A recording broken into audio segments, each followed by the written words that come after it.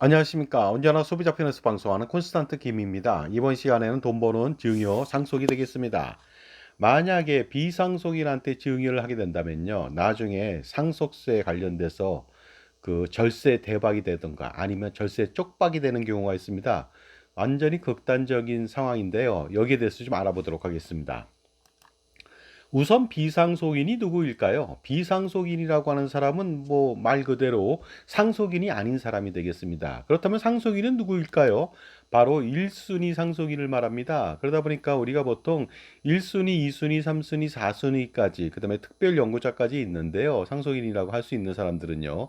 물론 특별 연구자는 상속인은 아닙니다만은요.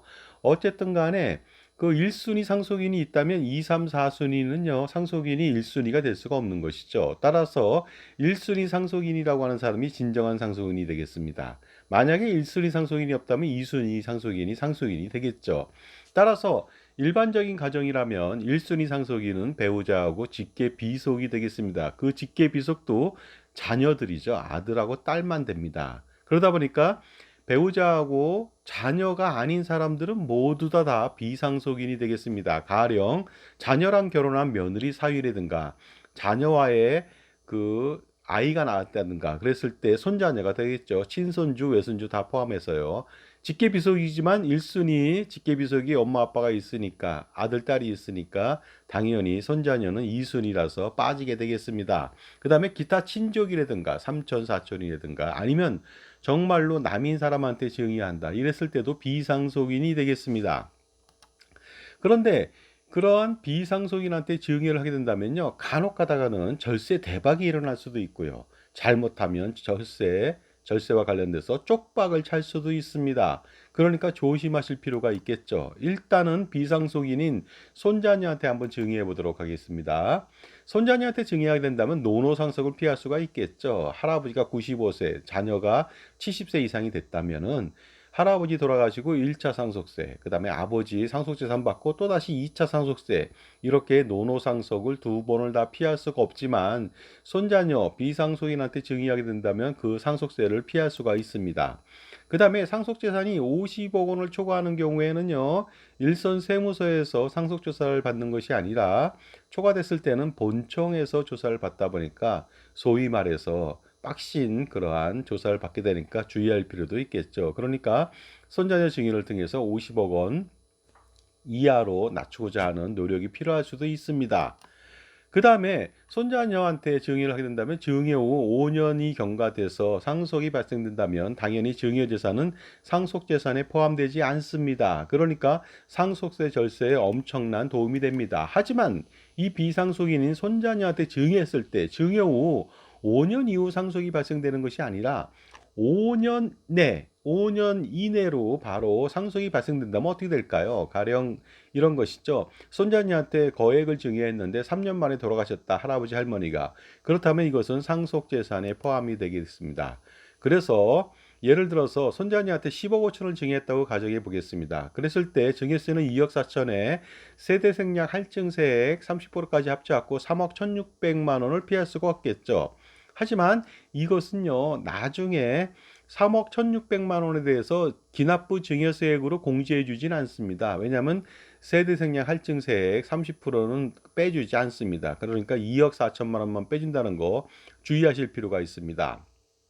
자, 그래서 손자녀한테 10억 5천 증여하고 3억 1,600 증여세를 내고 나서 가령 뭐 증여 후 3년 만에 돌아가셨다. 이랬을 때는 증여재산을 합산해서 상속세 폭탄이 매겨지게 된다는 것이 되겠습니다. 그렇다면 상속세를 산출해 보도록 하겠습니다. 손자녀 기증여재산 10억 5천만 원은 당연히 상속재산에 포함이 되겠죠. 그렇다면 상속세율 50%를 적용한다고 가정해 본다면은요. 10억 5천에 50%니까 상속세는 5억 2,500이 산출됩니다. 하지만 기납부세액 3억 1,600만 원은 공제하지 않고 세대생략 할증세액은 공제해주지 않는다 그랬죠. 2억 4천만 원만 공제해주니까 실질적으로 손자녀 증여한 다음에 추가적으로 내야 되는 상속세는 2억 6,500만 원이 되겠습니다. 하지만 이 추가 상속세요. 손자녀가 증여받았지만 손자녀는 절대로 상속세를 내지 않습니다. 왜냐하면요. 상속세 납부 의무자는요, 비상속인이 절대로 될 수가 없습니다. 바로 상속인이기 때문에 그렇습니다. 그러니까 상속인인 엄마 아빠가 내주는 것이죠. 대신 내준다고 보시면 되겠습니다. 그러다 보니까 손자녀가 그 상속재산에 합산해서 추가 상속세를 내야 됨에도 불구하고 현행법에서는 손자녀는 내지 않아도 되니까 어떤 일이 벌어졌느냐? 2억 6천만 원을 손자녀가 안 냈으니까 2억 6천만 원 정도 손자녀한테는 절세 효과가 나타난다고 보시면 되겠습니다. 그런데 만약에 많은 손자녀가 있다고 가정해 보도록 하겠습니다. 그러다 보니까 손자녀한테 증여하고 나서 5년 내에 상속이 발생된다면 엄청난 절세 대박을 노릴 수가 있습니다. 가령 10억 5천씩 5명한테 증여를 하게 된다면 1인당 2억 6천5백만 원 절세가 가능하겠죠. 5명이라면 13억 2천5백만 원이 되겠습니다. 10명인 다복한 그런 손자녀가 많은 가정도 있겠죠. 그렇다면 10명한테 증여하고 5년 내에 상속이 발생됐다면 어떻습니까? 26억 5천만 원까지 바로 절세가 가능하니까 이럴 경우 비상속인인 손자녀한테 증여했을 때는 5년 내든 5년 이후든 상속이 발생된다면 절세 대박이 아닐 수가 없습니다. 자, 그런데요, 이번에는 반대로 절세 쪽박을 좀 알아보도록 하겠습니다. 타인한테 증여하는 경우가 되겠습니다. 가령 회사 주식을 직원들한테 증여하는 경우도 비일비재합니다. 자, 그랬을 때 어떠한 절세 쪽박이 일어나는지 알아보도록 하겠습니다. 지금까지 제 정보가 도움이 되신다면 무료 구독하고 좋아요 부탁드리고요. 멤버십 회원가입을 통해서 보다 다양한 혜택 받아보시기 바랍니다. 그리고 콘스탄트 김 저의 저서가 이북으로 판매 중이거든요. 8,500원 정도인데 투자할 가치 있다고 봅니다. 자, 만약에 그 회사를 경영하던 할아버지 할머니가 가령 직원들한테 100명한테 1억 원씩 주식을 증여했다고 가정해 보도록 하겠습니다.